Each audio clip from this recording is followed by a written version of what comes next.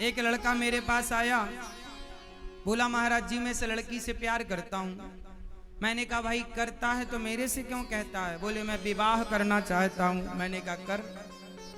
बोले मेरी माँ तैयार नहीं है, पिता तैयार नहीं है, मैं क्या करूँ? मैंने कहा फिर मत कर। बोले मैं विवाह इसी से करूँगा। मैंने कहा फिर तेरी माँ का बाप का क्या होगा? बोले मैं अपने माँ बाप को छोड़ दूंगा। मैंने उस लड़की की तरफ देखा, मैंने कहा बहन जो अपने माँ बाप को छोड़ सकता है वो तेरा क्या होगा जो अपने माँ बाप का ना हो सका। जिसने जन्म दिया वो अपने उस माँ बाप को छोड़ने की बात कर रहा है, तेरे साथ कब तक रहेगा? लड़कियों को समझना चाहिए, बहन बेटियों को। कोई लड़की भी अपने माँ बाप को छोड़ दे आपके लिए तो ये अच्छी बात नहीं है। क्यों छोड़ो? माँ बाप का ऋण कोई भी बेटा कभी नहीं चुका सकता, ना बेटी चुका सकती ना बेटा चुका सकता। 4 दिन के मिले लड़के के लिए अपनी जीवन भर का जो माँ का प्यार था, जिस माँ ने तुम्हें पाल पोस कर बड़ा किया, मलमूत्र धोया तुम्हारा, उस माँ बाप को तुम पल भर में छोड़ देते हो।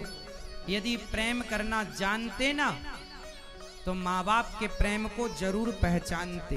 आजकल के जो लड़के कहते हैं ना या लड़कियां कि हम प्यार करते हैं, प्यार का मतलब ये नहीं होता कि आप अपने माँ बाप के प्यार को छोड़ दें।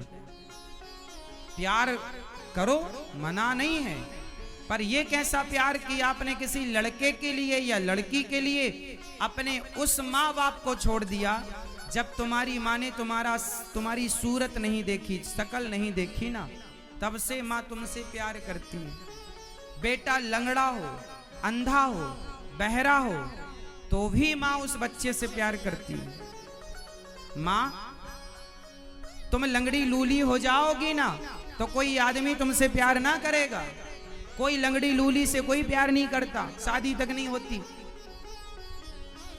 तुम सुंदर हो, तुम्हारी काया, तुम्हारी चमड़ी से लोग प्यार कर रहे हैं। एक लड़की एक लंगड़े आदमी से, अंधे आदमी से क्यों शादी करेगी, क्यों ब्याह करेगी? लेकिन एक माँ का बेटा लंगड़ा हो, एक माँ का बेटा अंधा हो तो भी माँ बराबर प्यार करेगी उससे। मतलब माँ का प्यार इतना श्रेष्ठ है कि तुम लड़का लड़की वाले जो प्यार है ना वो तो कचरा है माँ के प्यार के आगे।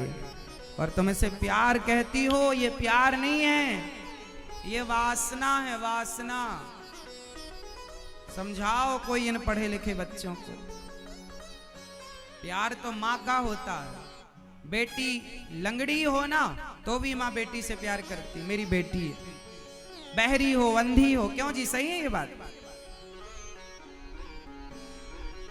एक माँ का बेटा लंगड़ा बहरा हो ना तो माँ सारी जिंदगी उसकी देखरेख करती है। माँ कभी उस बेटे को अनाथ आश्रम भेजने की सोचती नहीं है। लेकिन बेटे आजकल ऐसे हो गए, क्या कहें हम आपसे। अभी कुछ दिन पहले गौरी गोपाल आश्रम में एक माँ आई, उनका बेटा लेकर के आया कि महाराज जी हमारी माँ को रख लो। क्यों भैया, क्या हो गया तुम्हारी माँ को? बोले हमारी माँ को दिखना बंद हो गया, माँ को अब दिखता नहीं है, दोनों आंखें खराब हो गई। माँ को दिखना बंद हो गया तो बेटा अपनी माँ को छोड़ दिया। अब जरा इसे उल्टा करो कि किसी का बेटा अंधा होता तो क्या माँ उसे कभी छोड़ती? बोलो, कभी ना छोड़ती। पर बेटा छोड़ दिया कि अब माँ को दिखता नहीं है, कौन सेवा करेगा? लेके आया, गौरी गोपाल आश्रम में रहती है माँ, ये दास अनिरुद्ध सेवा करता है। आप देख लेना, दर्शन भी कर लेना। संसार को कितना अच्छा है ये संसार, हम खूब ठीक से जानने लगे हैं संसार को। शायद आपकी उम्र ज्यादा हो हमसे, लेकिन आपने संसार को इतने करीब से, इतने अच्छे से नहीं जाना, नहीं देखा। जितने अच्छे से हमने देखा। आपने डिग्रियां पाई होंगी कॉलेज यूनिवर्सिटियों में पढ़ पढ़ के, आपने डिग्रियां पढ़ करके पाई हैं। हमने जिंदगी को जी जी करके वो डिग्रियां प्राप्त की हैं, वो अनुभव प्राप्त किया है कि जीवन कैसे जिया जाता है। संसार की सच्चाई शायद आप जानते हैं सब लोग, लेकिन आप जान के भी अनजाने बने हैं। ऐसा नहीं है कि आप लोग कुछ जानते नहीं, सब जानते हैं, लेकिन आप उलझे हैं। मां पिता अपने बच्चों, और हमारे देश में 140 करोड़ लोग रहते हैं, और इन 140 करोड़ लोगों में केवल 2 लोग हैं जो आपके सबसे बड़े शुभ चिंतक हैं। कौन कौन बेटा बताओ? 140 करोड़ लोग में वो 2 कौन लोग हैं जो आपके सबसे ज्यादा शुभ चिंतक हैं? कौन है? कौन है? माता और माता पिता से अतिरिक्त, माता पिता के अतिरिक्त यहां लोग बहुत हैं, लेकिन मौका ढूंढते हैं तुम्हें लूटने का। तुम जरा गलती करो, सामने वाला तैयार है। तुम जरा लापरवाही करो, सामने वाला तैयार है तुम्हें लूटने को। घर में बेटी रहे कोई दिक्कत नहीं, पर घर के बाहर चली जाए और जरा अंधेरा हो जाए और किसी को मौका मिल जाए तो वो उसे छोड़ता नहीं है, पकड़ करके उसे उसके साथ दुर्व्यवहार करने की कोशिश करता है। इसका मतलब ये है माता पिता को छोड़कर संसार में जितने लोग हैं वो बच्चों के शुभ चिंतक नहीं हैं। जितने शुभ चिंतक माता पिता हैं, आप किस पर भरोसा करेंगे आज के युग में? इसलिए लोग तो मौके की तलाश में हैं। कुछ लोग दुर्व्यवहार इसलिए नहीं करते कि उनको मौका नहीं मिल रहा है, तो वो सभ्य बने रहते हैं। मौका मिल जाए, रावण को मौका मिल गया, उठा के ले आया। रावण जैसा ज्ञानी, उससे ज्ञानी कौन होगा? आदमी तो मौके की तलाश में है, बस आप मौका दो।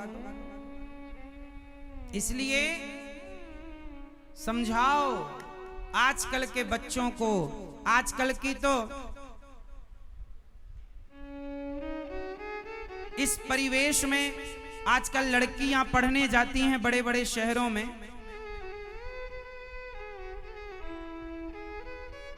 और आजकल जानते हैं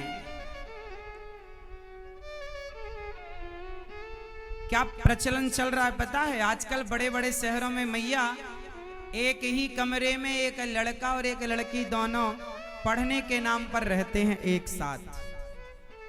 शादी नहीं हुई अभी, पर पत्नी और पति की तरह एक साथ रहते हो। क्या करने गए हैं?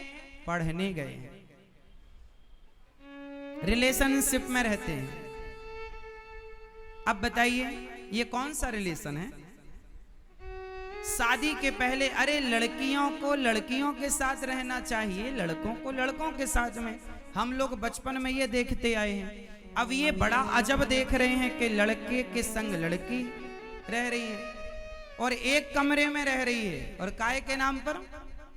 पढ़ने के नाम पर। पढ़ना बुरा नहीं है, पर ये क्या पढ़ाई है साहब? और इसमें गलती बच्चों की बिल्कुल नहीं है, वो तो अपना एंजॉय कर रहे हैं। गलती माँ बाप की है कि तुमने क्या पढ़ाना चाहते हो।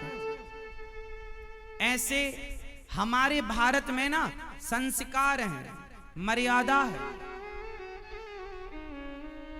मर्यादा होती है। पतिव्रता नारी कौन?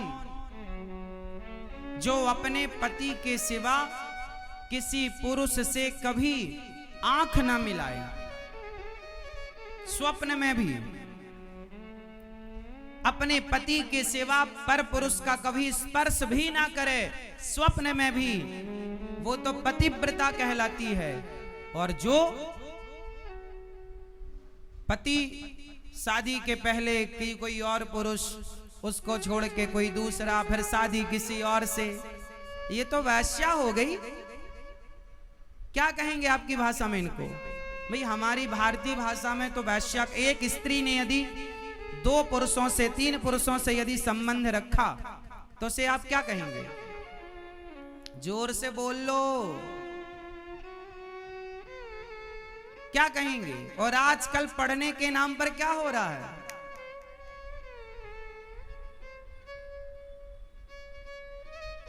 अब इन वैश्याओं से देश का, समाज का क्या भला होगा? देश का भला यदि वैश्याओं से होता तो वो हो जाता। फिर राम जैसी मर्यादा की क्या जरूरत थी? इसलिए राम आए, भगवान आए, और उन्होंने किसकी स्थापना की?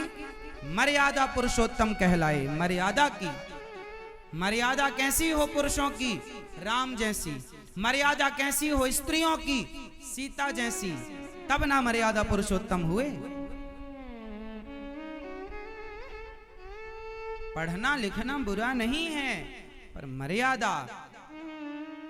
कपड़े में दाग लग जाएगा तो छूट जाएगा मेरी बहनों, पर चरित्र में दाग लग जाएगा तो ना छूटेगा। इसलिए आप अपने चरित्र की रक्षा करना सीखिए।